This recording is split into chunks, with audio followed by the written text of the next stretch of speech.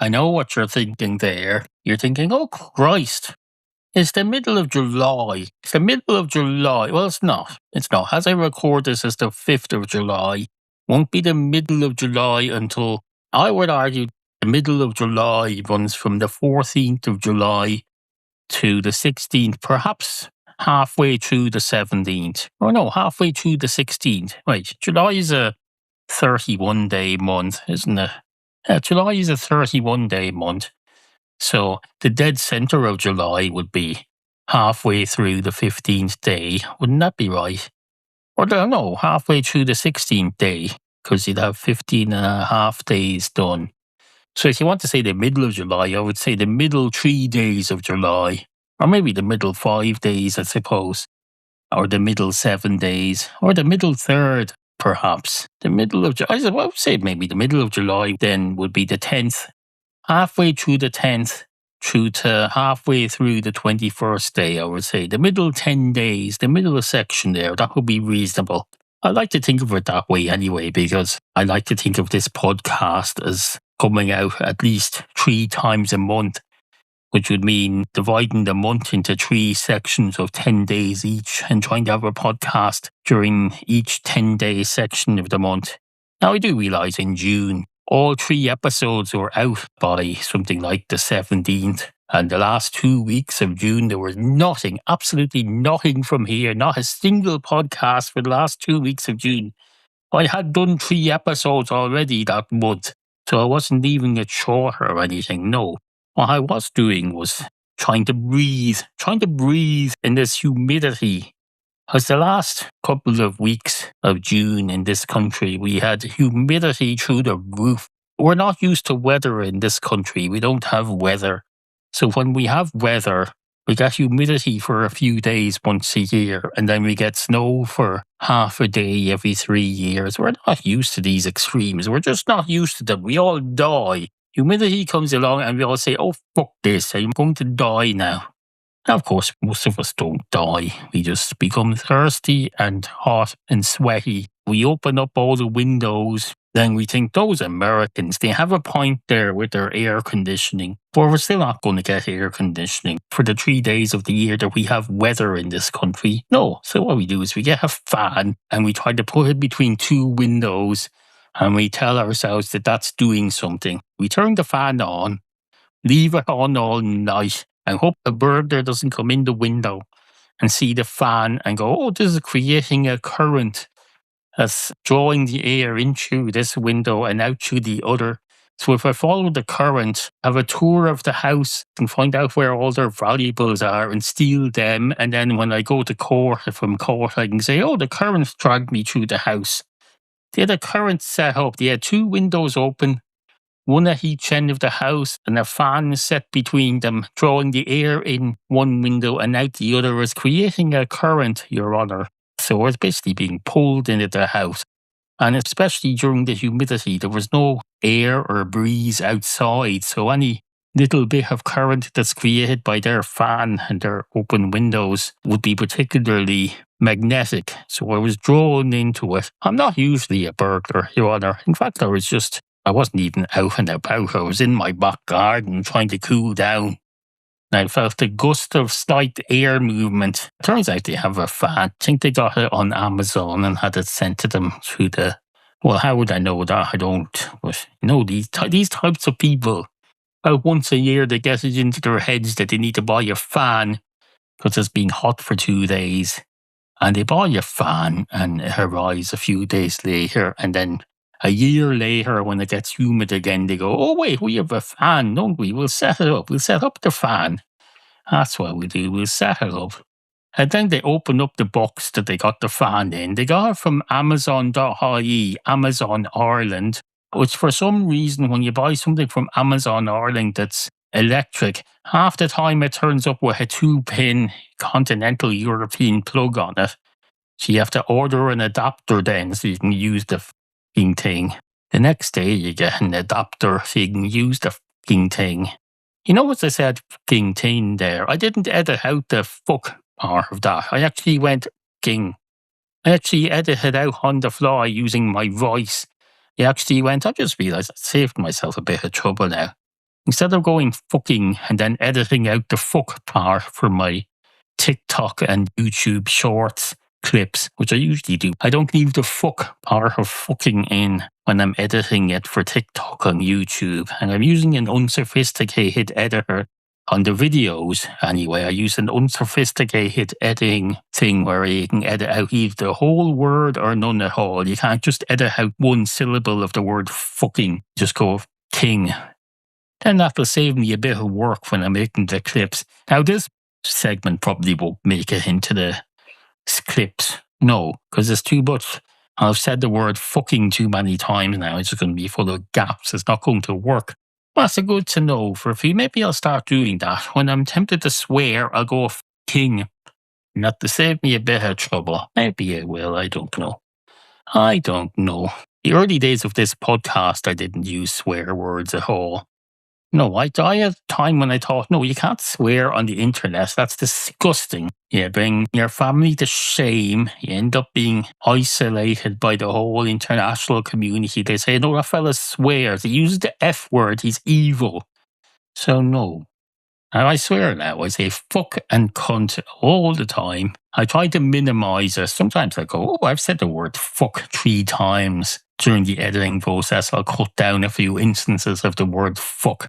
Now, that's not censoring myself, incident. I'm deciding exactly how many times I want to hear myself saying fuck. Censoring myself would be if I said to myself, I want to be heard saying the word fuck 4 times in this episode. But then my other personality comes along and says, no, you can only say it twice. I'm going to cut out the other 2. No. So anyway, you're asleep in bed, you have your fans on, you've managed to get to sleep because you figured out how to make air somewhat. And then this burglar comes in the window, gets blown through the house, picks up all the valuables as they're going along, resists the temptation to steal the fan. There's another one in the sitting room. They could take that, I suppose. It's probably not in use while you're in bed. So they'll take that. And then 2 years later, they're up in court in front of the judge and they say, Your Honour, I was drawn into that house. I was drawn into the house just as a male cat would be at certain times of the year. The window was open, they smelled unchecked female kitten, and they came in, and then next thing you know, there's some noises going on at your window. That's why they're called a cat burglar, these burglars. Are they still called a cat burglar? I don't know, maybe that's just a thing from comic books and cartoons that I read as a child. You used to always talk about a cat burglar, a fella who'd creep around in a balaclava and a kind of jogging suit or something and climb up walls like a shit Spider-Man. Climbed up walls and creeped in windows, climbed up your drain pipe, did all that sort of thing. I think that's what they meant by a cat burglar. They don't steal cats. Well, probably cats that people do steal. They got rare cats. I presume there are. I presume there were rare, expensive toy cats like there are with rare, expensive toy dogs. I don't mean a soft toy. I mean a proper active toy dog. People get these toy dogs. They cost hundreds and hundreds of pounds and they put them in their house and they say, you're a dog now. You're no longer a toy. You've come to life. You're a real dog now. You've come to life. And they do the same with cats, except you wouldn't call that a toy cat, would you? No, you'd be laughed out of the cat owner society if you called a cat breed a toy cat. Or maybe you wouldn't. I haven't looked into this, but I presume people who get things like Persian cats with carpet or something, or hairless cats, I don't know. They go, no, I own you now. I've paid hundreds of euros for you, cat, and you're my property, so you're my toy cat. I don't know. Into your head. Into your head. Into your head. Into your head. Into your head. If you're listening to this in a Chamber of Commerce, presumably a Chamber of Commerce meeting. I don't know what a Chamber of Commerce is exactly. The way you say it, you say Chamber of Commerce, it sounds like you're talking about your boudoir or some chamber inside Tutankhamun's grave, his triangular Toblerone grave. It's not even a grave, it's not even underground, no. It's make-believe underground, deep inside this pyramid. It's not the ground at all. It's an artificial hill. People talk about this and say, oh, he's buried in the pyramid. You're not buried in the pyramid. Unless you're buried under the pyramid, I suppose that's possible. Do pyramids have basements? Now that I think about it, maybe they do. Maybe they do. The tunnels go down deep enough into the ground. But you can do that with a natural tunnel. You don't need a pyramid for that. Just bury someone in a tunnel under the ground. An abandoned mine shaft that you've been mining for rocks, which you would normally use to build a pyramid, but you've just realized if you just use the abandoned mine shaft to bury these Tutankhamun people, these pharaohs, you don't need to build a pyramid at all. Put them in the disused mine shaft and then fill up the disused mine shaft with whatever rocks you were going to use to build the pyramid. And that could be the end of that. They won't know, they'll be dead. These pharaohs don't know what you're doing with them. You just tell them, oh yes, we'll put you in that pyramid that we've started building. Just put them under the ground. It's exactly the same. It just doesn't look very gold on the outside. I would argue you're a lot more secure under the ground in a disused mine shaft than you are in a pyramid that's sticking up out of the ground. A meteor could come at that sideways and just blow it down, and that same meteor, if it's not going directly straight into the ground, is coming in at a low angle. That could go right into the side of a pyramid, and if that pyramid wasn't there and you were buried under the ground in a disused mine shaft, that meteor could blow straight past you and not do any harm at all. So it's naive to think that you're somehow safer in a pyramid sticking up above the ground. No. Far better to be underground in a thingy-yoki. How would I get onto the pyramids thing? Surely I didn't say if you're listening to this in a pyramid, did I? I don't think so. Why would you be in a pyramid? I just checked back. Apparently this segment, which I started about 2.5 minutes ago, I started by saying if you're listening to this in a chamber of commerce, and that would make sense, I suppose. I was wondering, why would I start with if you're listening to this in a pyramid? That would be nonsense. Why would you be listening to this in a pyramid? No, absolute drivel. Pure drivel. No, you're listening to this in a chamber of commerce. Perhaps you're at a chamber of commerce meeting, or you're at whatever the chamber of commerce venue is. I don't know. I suppose in a way it's an actual chamber, because they talk about the county council chamber. Some parliaments they refer to as being in a chamber. So I suppose in a way it's a chamber. Well, it's not like what you imagine a chamber. Downton Abbey or something you imagine. Some lady-esses. What's the female version of lady? I suppose it's just lady. Some important lady in Downton Abbey. His lordship's mistress or something. She sleeps in the boudoir. They call it a boudoir. It's just a fancy bedroom where she goes to get dressed. It's got a dressing room. It's got a 4-poster bed. I slept in a 4-poster bed once. It's nothing to write home about, I can tell you. A 4-poster bed, it's just a bed with 4 poles around it. They're just extra things to walk into when you're trying to find a toilet. And this was in a hotel room, so finding the toilet was difficult enough as it was, because you're in a new setting. It's a hotel room you've never been in before. It's already a problem. I can't see very well, especially in the dark. So I get up and I try to find the bathroom. Straight away, I bump into one of these posts. I know you're thinking, wait a minute, the posts on a 4-poster bed, it's not like they're on the floor, sticking up out of the middle of the floor, and you walk into one on your way to the bathroom. Well, that's true. We'd be walking along the side of the bed. Don't have to be walking on the bed for part of your person to bang against one of these poles. Your shoulder could hit against it while you're walking past it. No, it's perfectly possible. And I did bang myself into one of these posts at least once during my stay there at this hotel. You had 4-poster beds. Nothing to write home about. It's just like they got the legs of the bed and they made them too high, or they got a very, very, very high up bed. The legs were about 6 feet tall, and they said, oh, this is too high. We'll have to lower the bed. We'll put the bed lower down on the legs, down at a reasonable height. But we won't saw the tops of the legs off. We leave them there for decorative purposes. Maybe it was intended to be a bunk bed, and they said, no, this is a hotel room. We can't have bunk beds in a hotel room that's designed for 2 adults to be sleeping in. No. Although why not? Why not? You see all these bed sitting room apartments they rent out nowadays are the size of your bath. They have all sorts of clever mezzanine levels and things where the bed is a shelf that's over the microwave or something and everything's packed in. Wouldn't be unreasonable, in my opinion, to have a mezzanine level on top of the four-poster bed. Use that airspace for something. I suppose if you're going to do that, you may as well just put in a mezzanine level in the whole hotel room. You get twice the floor space. People don't have enough mezzanine levels. I know I said in a previous episode last year that mezzanines are an appalling thing that should be banned and gotten rid of. I can't even remember what my argument was, but I did do a big long thing about how mezzanine levels are terrible.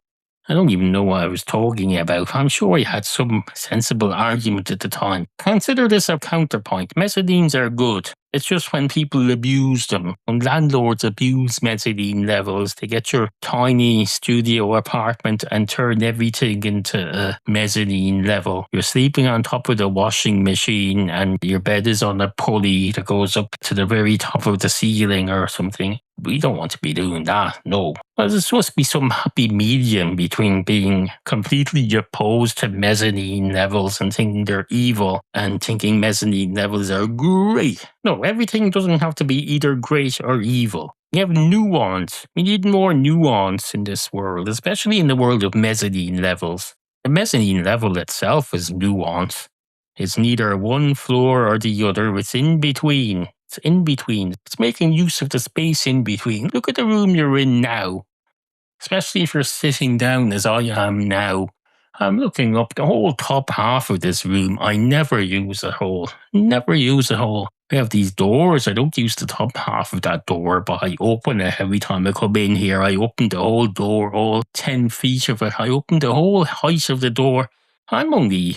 Last time I measured myself, I think it was 5'10.5" or 5'9.5", something like that. I don't need the whole ceiling up there. The ceiling up here is not a particularly high ceiling, but it's far more than I need. I don't need that. Anytime I'm in here, I'm sitting down. Same in the kitchen. When I'm working in the kitchen, I sit on a chair. I don't use the top half of the kitchen at all. The only time I'd need that was if I was walking along the kitchen worktops, and that's unsanitary and also quite impossible because there's overhead cupboards over the worktops. So I suppose in a way in the kitchen you're using part of the upper half of the room for those cupboards. But the rest of the room, no. This bungalow, by rights, should be a 3 or 4 story building using the same airspace. Now, admittedly, the attic would be a problem. You could divide the attic into 2 levels, but the top half of it would be particularly small. I don't know if you've ever lived in a house. In a traditional bungalow anyway, as this is, you have a roof on top. It's not a flat roof, it's sloped. It's like a triangular type thing. It's like a Toblerone. That's what the roof is like. But if you slice that in two horizontally, try to turn it into 2 levels, then you'll find that the top level of that is pretty useless. Now, you could put the water tank and storage in the top half, and then the bottom half would be, what the f would that be? I don't know. Suffice to say nothing. Maybe I don't know as much about architecture as I think I do. How much do I think I know about architecture? I don't think I know a lot. I have opinions about it. That doesn't mean I know anything. And I probably have incorrect opinions about architecture. Because I see architects and people who are into fancy old buildings on Twitter sometimes. Oh, they go on and on and on about these buildings in the middle of Dublin. There's all these old Georgian era houses. Now, Georgian era refers to the era of King George of England. And they're called that, presumably, because we were part of England. In a way, we were annexed to England for a time. From the 1800s to the early 1900s, this country was pretty much part of Britain. And we like to go on about our Georgian houses or our Victorian houses, whatever they're called. I think they're Victorian. There's Georgian and there's Victorian anyway. And there's a lot of these old houses in Dublin. There's rows and rows and rows of these old houses that everyone thinks are great. They say that's absolutely fucking fantastic. Anytime anyone comes along and tries to convert us into something modern, they say, no, don't allow that. Don't allow that. We don't handle change here. We want that old. Keep it old. In fact, restore it to exactly what it looked like 200 years ago. Get rid of all the electricity. Turn that park back into Bishop's back garden. Get rid of that tram thing. Anyway, suffice to say, I've changed my mind about mezzanine levels. Once upon a time, there was a dog. A dog. A dog. A dog. A dog. A dog.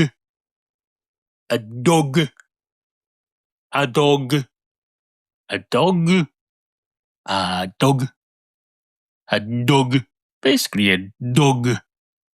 And this dog, he was walking along the footpath one day, minding his own business. Unfortunately, he assumed that the sandwich board that was obstructing his way was none of his business, so he was ignoring that, minding his own business, and he walked head first into this sandwich board, almost directly. Well, he walked straight head on into it, but as we all know, sandwich boards, the way they work is, it's like an open sandwich that's open at the bottom, hinged at the top. So each side of the sandwich board has a sign that's sloped at an angle, leaning away from you as you approach it head on. So it's not entirely head on. It's not a vertical sign. Probably hit his front paws first before he hit his face against it. Oh wait, would he? I suppose that depends on how far out his snout comes in front of his front paws, I suppose. And that would vary while you're moving your paws. There'd be times when one of your paws is just ahead of your nose if you're a dog walking. And there'd be times when your nose is behind at least one of your front paws, if not both. I suppose if you're one of these dogs who has no hind legs, perhaps you're on wheels at the back, then both of your paws would be possibly going forward at the same time, so they could both be ahead of your snout at any one time, and they would hit the sandwich board first, because the bottom of the sandwich board is closer to you, because of the way it kind of leans away from you at the top. This dog, he walks into this sandwich board and he thinks, oh Christ, I'm going to go talk to the Chamber of Commerce about this. I'm going to go talk to the Chamber of Commerce, find out where they are. I presume they're in some sort of a chamber somewhere. What's a Chamber of Commerce? Is it like a boudoir? Except they talk about sandwich boards. I don't know, the dog thinks. I'll go and find out where this Chamber of Commerce is. I'm sure someone knows. I'll go into this local shop here and find out. Well, not that shop, because they may be responsible for the sandwich board. I shouldn't be talking to them if they're going to be my opponent in any upcoming actions against the Chamber of Commerce, or if I take them to court or something. I know I'm just a dog. Well, I have rights. I have rights. I certainly have more rights than a cat. If you ran me down in the street with your car right now, you wouldn't be legally entitled to just drive off. It's not the same as a cat. No, if you run over a dog, you have to tell someone. With those rights come responsibilities. I'm required to have a dog license via my owner. My owner is required to license me. Now, you might think that's a restriction that's put on my owner and not me, so it doesn't affect me. Well, that's not true. If my owner doesn't have a license and I'm out gallivanting, I can be arrested and put in a death row, basically. Can that be done with televisions? Because we have a television license regime in this country as well. If your television is walking around without a license, your television doesn't get put in death row. No, I don't think it can even get confiscated. They don't confiscate your television if you're caught without a television license, or if your television is caught without a license. No, they just bring you to court and fine you, or put you in jail if you don't pay the fine. I don't know. But it's different with a dog. If your dog is caught out gallivanting on the road and you don't have a license for that dog, the dog gets in trouble. You might get in trouble too, but your dog gets in trouble. In fact, if you're never found because you're not registered as that dog's owner, the dog could get put to death and you go scot-free. No dog license and no dog, but I'm not getting punished in any way, unless I consider the absence of my dog to be a punishment, which you may well do if you're a dog owner. But you can't take it personally because you haven't owned up to having the dog. Your dog has been arrested and you're not even bothering to raise bail for this dog. No, you're just letting the dog rot in jail until either someone adopts it or it's determined to be unadoptable, and then they, I don't know, whatever they do to dogs in jail. So anyway, this dog, he walks straight head on into this sandwich board. He thinks, oh Christ, this is unacceptable. This is a public footpath. I'm entitled to walk along it as long as I'm on the lead and my owner has a license. I think my owner has a license. I'm not on the leash. Why would I be? I can't just bring myself for a walk. What would I do with the leash? I'd have one end around my neck and then the other end, what? Attached to one of my paws. Oh, that's ridiculous. That's like going round with your hands tied behind your back. What would that achieve? Nothing. Absolutely nothing. There's no point in having a leash attached to a dog collar if the other end of the leash is just attached to another part of the dog. I suppose in a way it might be useful if you have a leash available on you and someone needs to control you at some point. If you're making a nuisance of yourself, someone could go, oh, that dog is making a nuisance of himself. I'm going to take it under control. I see he has a leash there. It's hooked up to his collar. The other end is hooked up to his foot or something. I don't know. So I'll take the other end. I'll take control of that dog. Since no one else will take control of this dog. So I'll take control of it. So I suppose that's a possibility. So now the dog says, I'll go to the Chamber of Commerce. Now, when does the Chamber of Commerce meet? Let's see. I'll look it up here. And the dog thinks, wait, I can't read. What am I going to look this up on? I suppose if there's an audio book of the telephone directory or the local business directory, wherever it is, one of those business directories. They used to put these business directories through everyone's letterboxes every year. Someone would bring out some sort of local business directory. It used to be covered in advertisements and classifieds and shit. But you'd keep this, you'd stick it to your fridge, and if you needed a plumber, you'd look at this thing and there'd be some plumbers on it. There'd be AAA1 aardvark plumbing, and then there'd be AAAAA2 aardvark plumbing, and they'd be both involved in a lawsuit against each other over their name. Because someone would say, no, you can't be AAA1 aardvark plumbing if I'm AAA2 aardvark plumbing, or vice versa. I suppose whoever picked the name AAAAA1 aardvark plumbing assumed that they were the only one using a name like that. So someone else came along and took AAAA2 aardvark plumbing. They're the ones who should be in trouble, if anything, because that could cause confusion. You've got a trademark that's very similar to someone else in the same business. That can cause confusion, and the AAA1 aardvark plumbing in that instance would have no choice but to defend their name, because you have to. If you own a trademark or something, you have to defend that. You can't just say, oh, I'll just ignore that. They're trying to steal my name, but I'll just ignore this. No, you've registered a trademark. You're required by law to defend it, or else it's not yours. It's not yours. Otherwise, it's like if you drop a €50 note in the street, you see someone else coming along picking it up and they say, does this belong to anyone? And you don't speak up and say, yes, that's mine, thank you very much. And you just let them walk off with it. You can't say they've stolen that then. No, you have to defend it. You have to defend your ownership of that €50 note. And that's why people, when they get these high value banknotes, they draw a picture on it. They draw a picture of a matchstick cat, or they write a unique number on it or a word. If someone is caught later having stolen that, you can say, I think you'll find that's mine. It's got the number 3247 and a drawing of a 5-legged cat on it. Therefore, it's mine. And of course, a competent police officer will say to that, they'll say, wait a minute, that's not how money works. The fact that he wrote something on that to identify it as yours doesn't mean it necessarily is still yours. The whole point of money is that you spend it and then it gets passed to someone else. So you don't have permanent ownership over a €50 note just because you wrote something on it. No, it doesn't work like that.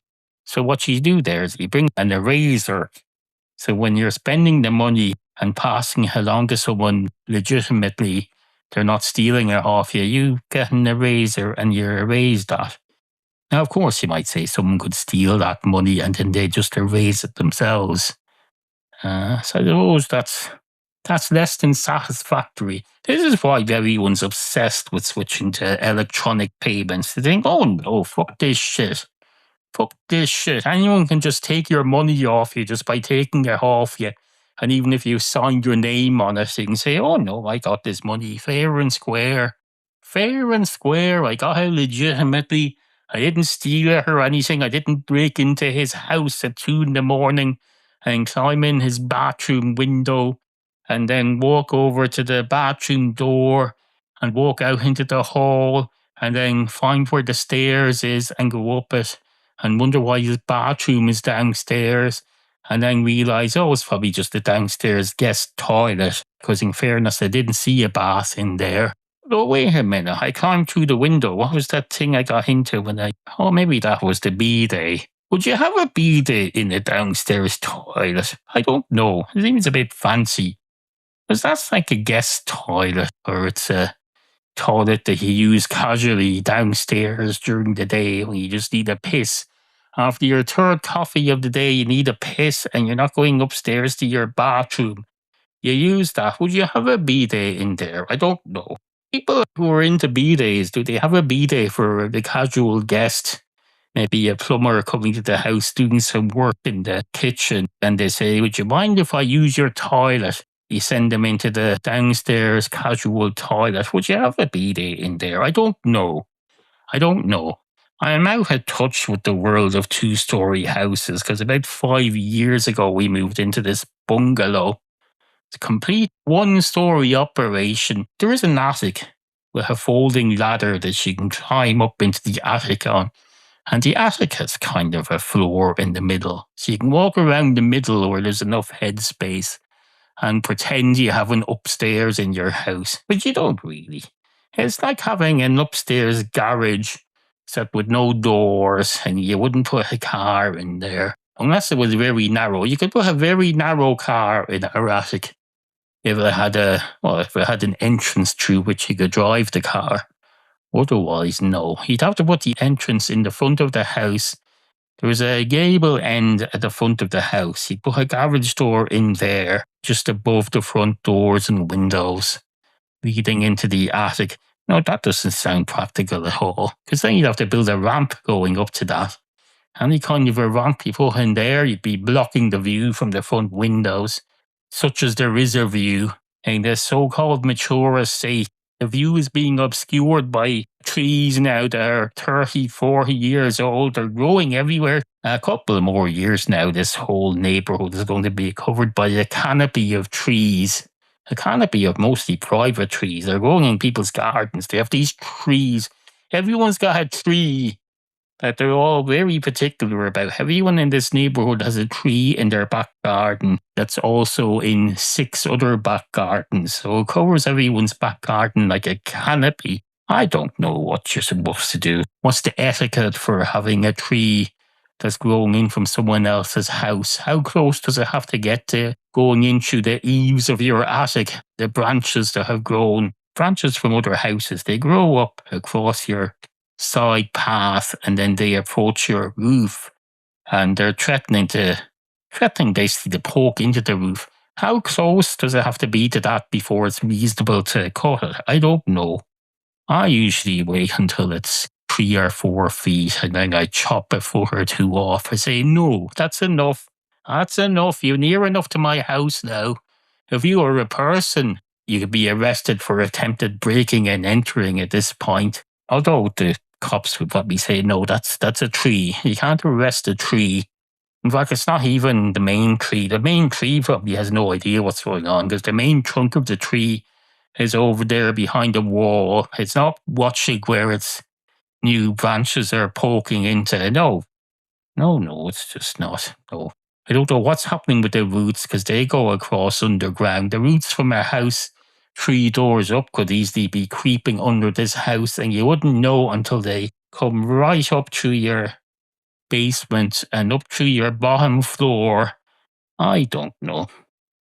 We had a tree grow in the middle of our patio last year somehow. from out of nowhere, a tree started growing in the middle of our patio, and it grew for so long that I couldn't cut it all down. There's still a bit of a stump left. I put a yellow bucket over it for visibility for now. What was a yellow bucket? It wasn't a yellow bucket. That's a lie, because I couldn't think of what I have over it at the moment. I can't remember. I definitely have something high vis over it, though. Don't worry. I put something high vis over the half a tree trunk that's left growing up through the middle of our patio. So don't worry. It's not a problem. So that's breaking and entering for you. If you're listening to this in a little sort of mobile home thing, not a caravan, not a thing on wheels, and not a thing in a mobile home park. No. If you're listening on one of those things that they used when Neil Armstrong and the other fellow went to the moon, they came back and they landed in the sea, and then a Navy ship came along and rescued them, and they were dumped straight into a kind of mobile home thing that was on the ship. When you come back from the moon, you have to be quarantined so you don't bring in all these moon diseases that we don't even know about. Because you come back with moon measles and pass it on to everyone else. They put them straight into a kind of mobile home unit that was on the Navy ship. And then when they got to whatever port they went to, it was lifted by crane out of that and onto some kind of truck and transported back to some NASA place. And then they were put indoors somewhere for 2 weeks in isolation. They were made to work while they were in isolation. They weren't allowed to just go, oh, you go sleep now or watch television all day. No. Well, for one thing, this was the 1960s. They didn't really have daytime television yet. Maybe it was different in America, but over here you certainly didn't have daytime television during the moon landings. No. Television used to start up at something like 5 p.m. and then you got a puppet show, and then you got the news, and then you got the Angelus at 6 o'clock. If you're not familiar with the Angelus, some religious pictures come up on the screen for a minute. For a whole minute, the sound from the television is gong, gong, gong, gong, gong. That's the Angelus. It comes on the television at 6 p.m. and it's on the radio, I think, at midday and 6 p.m. That's basically a religious throwback. They make it more like a time for reflection now. They play down the religious element. They play a minute of pictures of people going about their day and stopping to think and meditate for a minute. There's also some woman doing her shopping and stopping in the middle of the street and just looking thoughtful for a minute. And say, if you hear the Angelus on the television while you're out shopping, you're supposed to stop and think for a minute and reflect on life. So they do that for a minute, and then the 6 o'clock news comes on. I suppose if you're an astronaut in the 1960s going to the moon, you're probably in America. You're not confined to the Irish television schedule where there was nothing on in the daytime. No, you probably had all sorts of things on in the daytime. You probably had breakfast television by the 1930s. In the middle of the night, you have these talk shows that have 8 billion euros put into them. So no, you probably have a whole different regime over there. You have television 24 hours a day, 7 days a week, 52 weeks a year, 100 years a century. Now, I know television is on the way out now. After all the fuss, oh, this is television, it's going to change the world. No, it's all gone now. Television is dead. That was a dessert spoon, in case you heard that. That loud clatter was a dessert spoon falling to the ground. I didn't have dessert, don't worry. Although, wait a minute, I had yogurt with my breakfast. I suppose in a way that could be considered a dessert. But do you normally tip your dessert over a bowl of low-fat Special Flakes? Not Special K, fake Special K. And not Special K the drug. No, fake Special K cereal. I had that for breakfast, mixed with fake crunchy nut cornflakes for extra flavour, and with I dumped a load of yogurt on top. You might consider that a dessert, maybe you do, but it's not a dessert if you have it in the morning. I suppose you could have a dessert. You could have a breakfast dessert, but it's not a dessert unless you have it after the main course of your breakfast. I suppose if you're having a breakfast with courses, your starter would be a melon or something. Would the cereal be your main course? I don't think so. If you're going so far and so extreme as to break your breakfast up into courses, you'll probably have a more serious breakfast than that. You'd probably have a fry up for your main course. You'd have cereal before that, and then you'd have an appetizer of orange juice or melon or something. So then your dessert. What would be your dessert for that? It's not a yogurt, surely. No. Yogurt would not be a dessert appropriate to breakfast. There's no such thing as a dessert that's appropriate to breakfast, because breakfast isn't supposed to be a feast unless it's your day off. Have a full Irish. Full Irish. It's one of those disgusting big fry-ups. We have 8 sausages, a few rashers, which I understand is from the same animal. And then you have all sorts of other stuff. You have eggs. You have maybe an egg or two. Now, you Americans, you like to have 15 eggs in everything. You say, oh, I'll have a 15 egg scrambled something. Suffice to say, no, you wouldn't have a dessert after a breakfast, even if you're going to so far as to turn your breakfast into a big multi-course thing. No, if you're having a multi-course dinner, you'd end with a coffee sometimes. And then you'd be awake all night, and then you'd have a mint, which you have with the meal. I don't think I'd want a mint in the morning after coffee. No. What he'd want to do is turn the coffee into a takeaway coffee. Obviously, you drink a coffee or two with your breakfast. You'd want to keep the party going as regards beverages, because this is setting you up for the day. You don't want to just go, oh, I'm finished breakfast now. That's the end of the coffee. That's done and dusted. No, you want to take out coffee that you bring with you wherever you're going. Can you go to a mall or something and get a take-out coffee that you drink while you're hanging around the mall and then say, oh, I want to bring this home with me. Can you transfer it into a proper cup, please? I suppose you'd have to buy the cup. People always go, we'll have a coffee here in this coffee place. Put ourselves on display in this coffee shop for all the world to see. And when we're done, we'll go up and we'll say, can you transfer this into a takeaway cup, please? I'd like to bring it with me as I go and get on with my day. I presume you could do the opposite. If you're there, you've been drinking a takeaway coffee casually, hanging around some mall, or maybe you've been having it outdoors, or I don't know. You say, oh, can you transfer this into a proper respectable cup that I can bring home, please? Because I don't want to be bringing a paper cup round and drinking out of a paper cup at home. No, that's gross. Although I did that. My first bed sitting room apartment was about a minute and a half's walk from a McDonald's. So I used to get McDonald's and carry that home. Well, I say home. It was my bed set. It was an absolute shithole.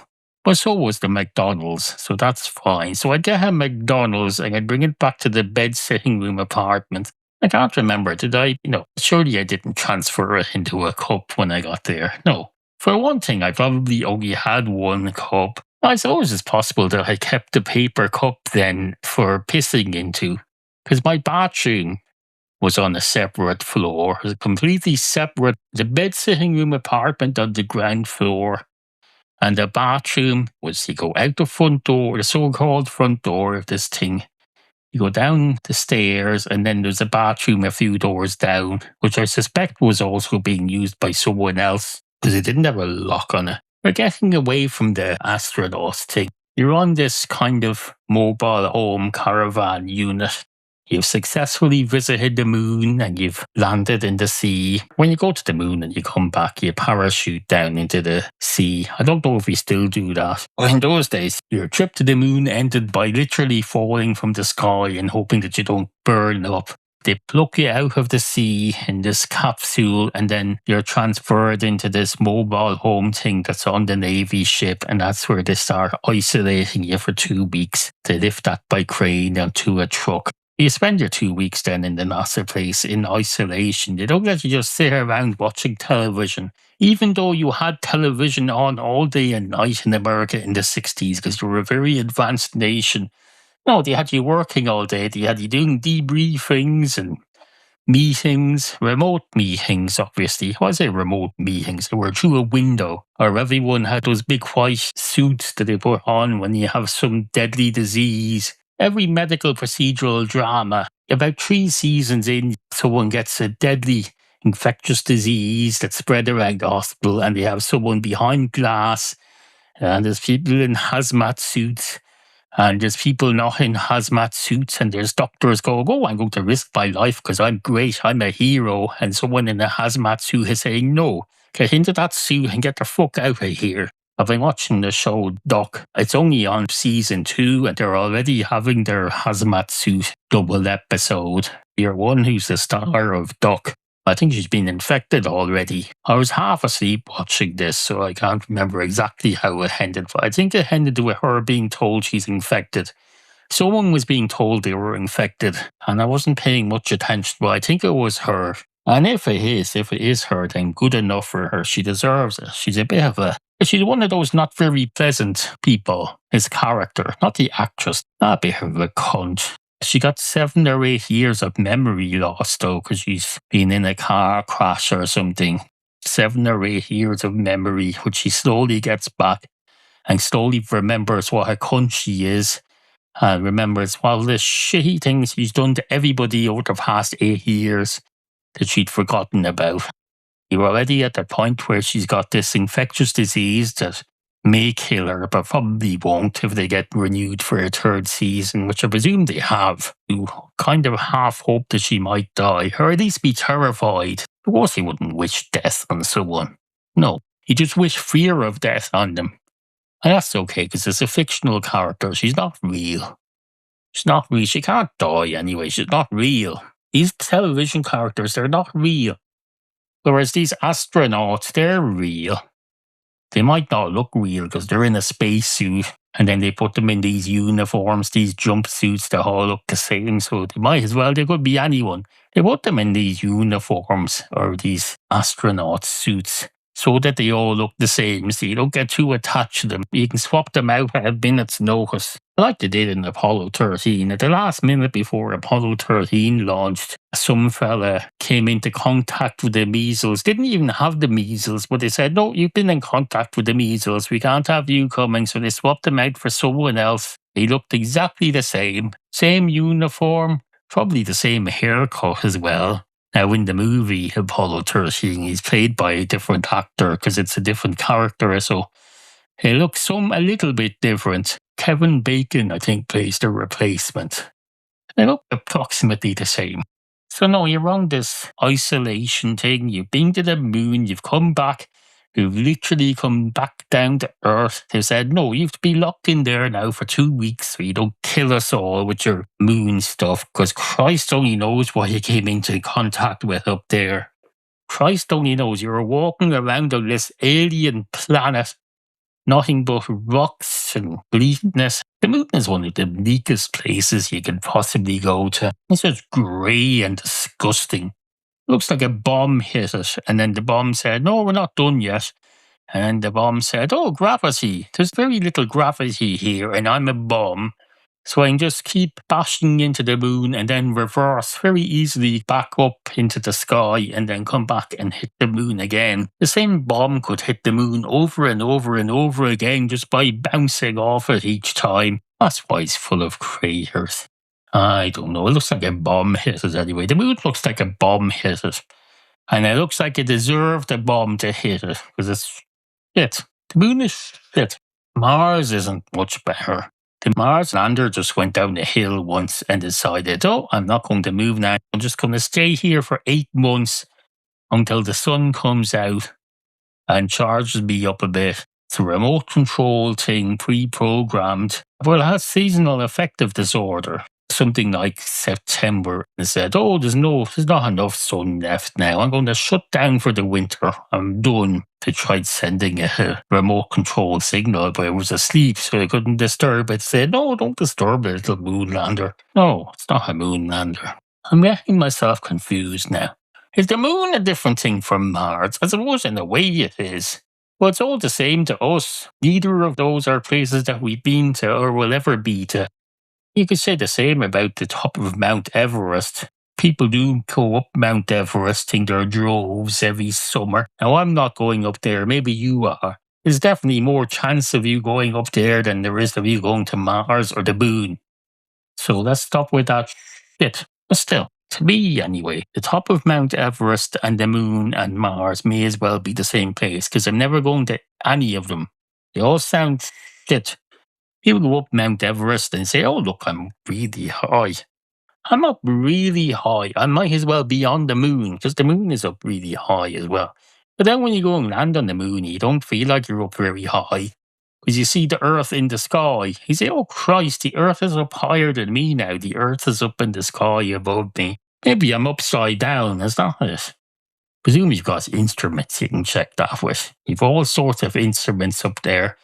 You've got a compass. If you have a speedometer, presumably, you have all sorts of instruments. They don't just make it up as they go along. They have instruments. You have instruments, just as I have my harmonica here. You go to the moon, you have instruments that do everything for you. You even have a thing that measures. I don't know, what does it measure? What do you need to measure on the moon? It's not like you're arranging to fit carpets or anything. No, this is nonsense. It is absolute tripe. And it's known as 21st year, because as I record this, yesterday was the 20th anniversary of the first episode of this shit. So now we're just carrying this on. Christ. No, we're just going to keep going like this. Is that right? A third decade of this shit. Absolutely fucking ridiculous. Well, it's absolutely fucking ridiculous with an asterisk, because for 7 of those years, this podcast disappeared. So, 20 years with an asterisk, that's what we call it.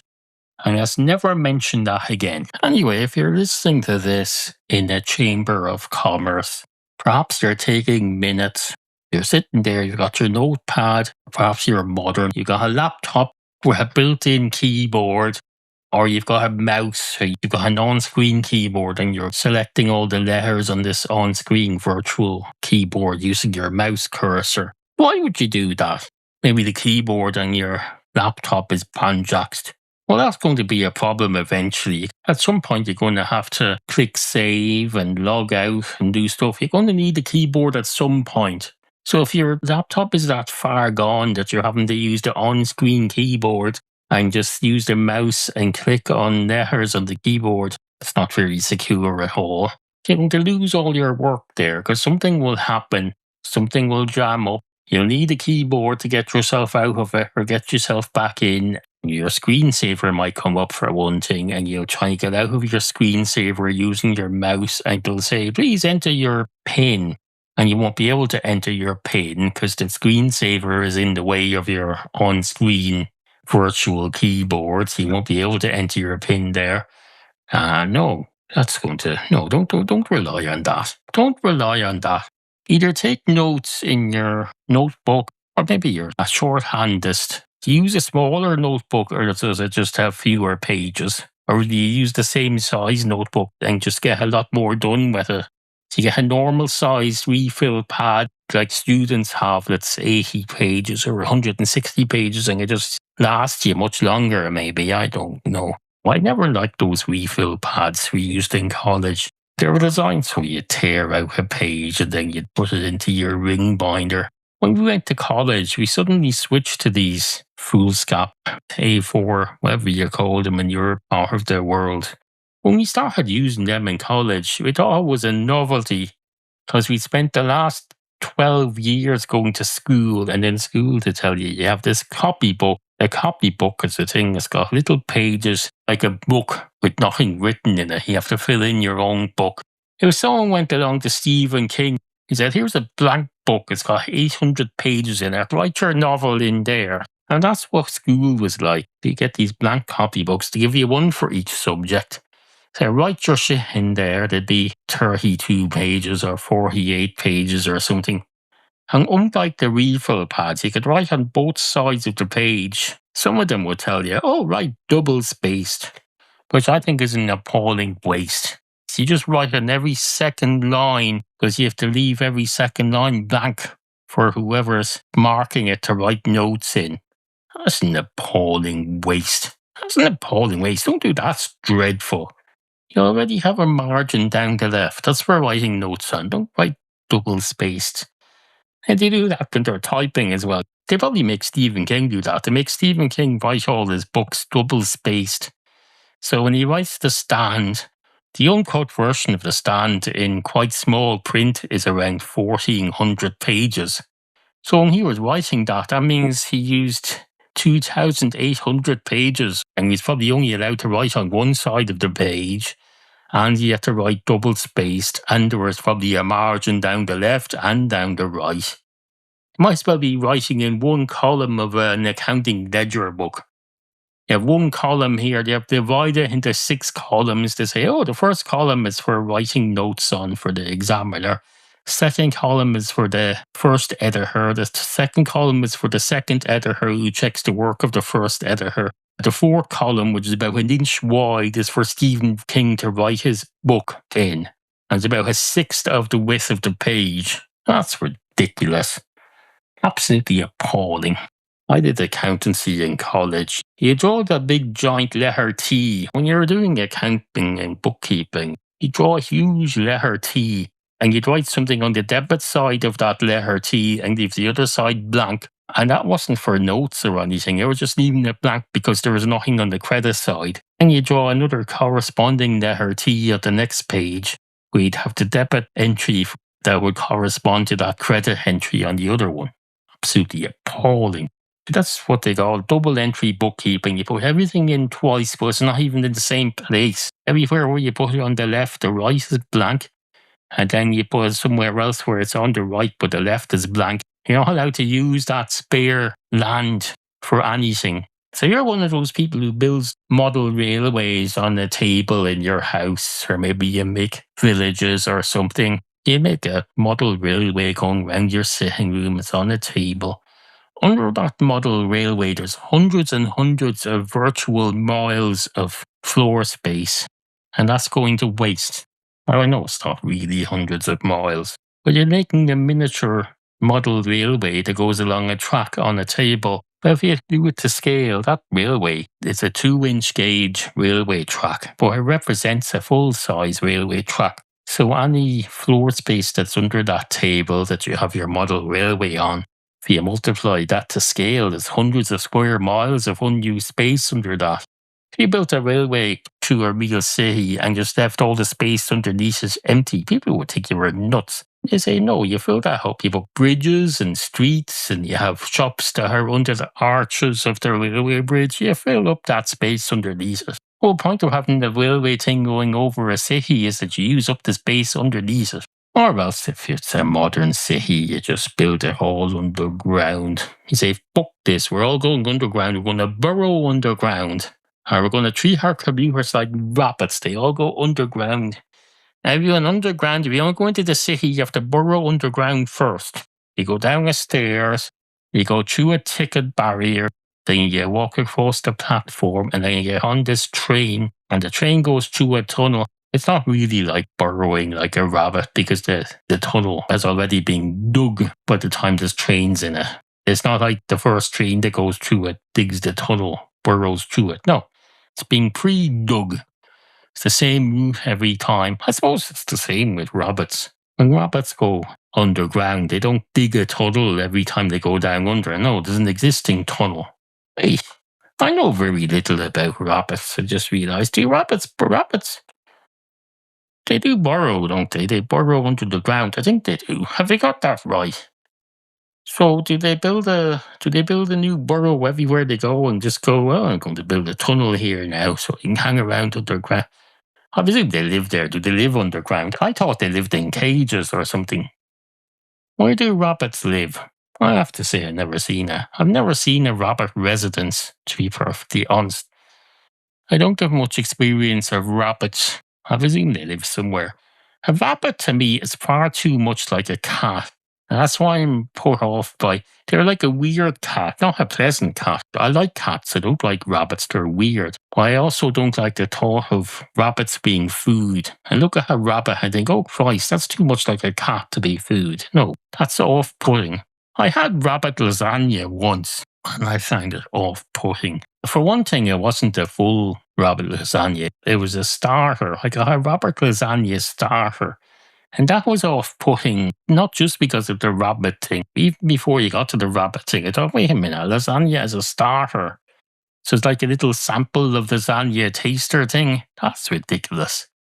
That's not what lasagna is for. There's no such lasagna as a starter makes no sense. For one thing, if you're going to have lasagna, you're going to have a side of coleslaw and a big pile of potato chips beside it.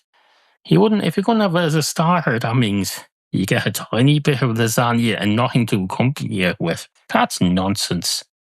And you might think, if you know about lasagna, you might think that lasagna is all in the pasta layer of the lasagna is the side dish. That's the carby thing you have on the side instead of chips. You have built-in pasta layer in the lasagna. You have the meat, and then you have vegetables in there somewhere, perhaps.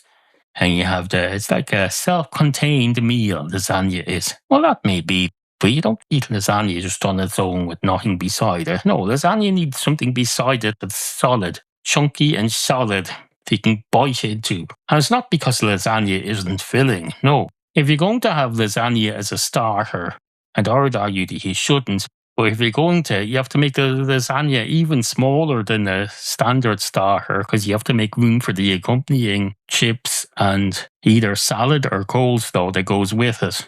Otherwise, you're absolutely nuts. No, you don't eat a little square of lasagna on its own. And then you get to the bit about the rabbit lasagna. I found that very off-putting. I tried it. I thought I'm going to be exotic now and try some rabbit. I spent the whole meal thinking, oh Christ, it's turned into a lasagna to distract us from the fact that it's a rabbit. Can you imagine if that was a cat lasagna? You wouldn't be fooled by that, and I wasn't fooled by rabbit lasagna either. I find it very, very off-putting, and I've never had rabbit again since or before that. No wonder they burrow into the ground. We're just going to kill a rabbit just to have a little starter. No, a starter is a few bits of mandarin orange or a vegetable soup with the leftovers from whatever meat you're making. How many rabbits do you need to make a lasagna starter? Maybe not very many. The minced meat that you put in a lasagna is that kind of like sausage where it can be anything, any part of the rabbit. So maybe that's the least wasteful way to use a rabbit because you can just put anything in. You can put the teeth, the hair, the feet, the rabbit's foot. I heard this fella on a podcast the other day talking about his dog. His dog is on some sort of natural dog food. You get it frozen and you defrost it and you give it to the dog. It's all what he'd eat in the wild, supposedly. There's literally a rabbit's foot in there. You have bits of teeth, the head of some little bird or something, and he mentioned there was actually real rabbit's foot in there in the food that he gives to his dog. And apparently the dog would play with it and then eat it, and it's very good for a meal. It's very natural. I thought that was gross. So you're going to eat that and then you're going to make a lasagna for yourself that's got the exact same stuff in it. No. And of course, you give your pet a lasagna that's being made out of that same stuff, and people say, no, that's human food. You don't give that to your pet. That's gross. Give them a whole paw, a rabbit's paw. Why is it called a foot if it's from a rabbit? An animal's foot is called a paw, isn't it? Do some animals have feet instead of paws? I don't know. Is a rabbit's paw particularly different from any other animal that has paws and they call it a foot? Does it look more like a foot than normal paws? I don't think so. I don't have much experience of looking at rabbits' feet. Well, I can't imagine they're very different from the standard animal paw that you'd find in an animal of that size. Are they only called paws if it's on a pet? I don't know.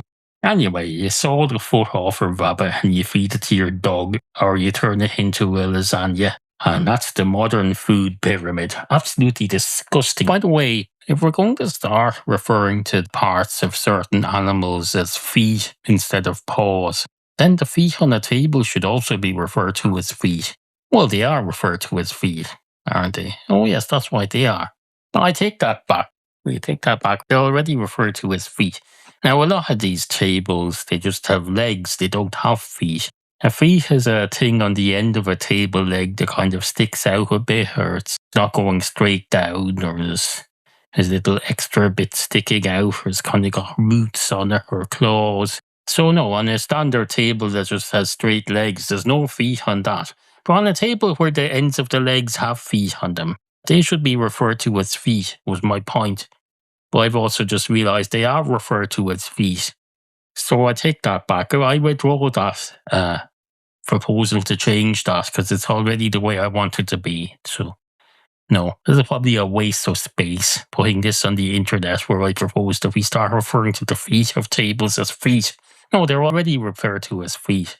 I don't think I've ever even once heard anyone referring to the feet of a piece of furniture as paws instead of feet.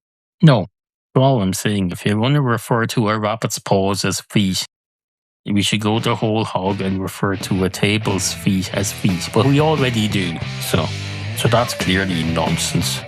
I should just end this, which I will. Good morning.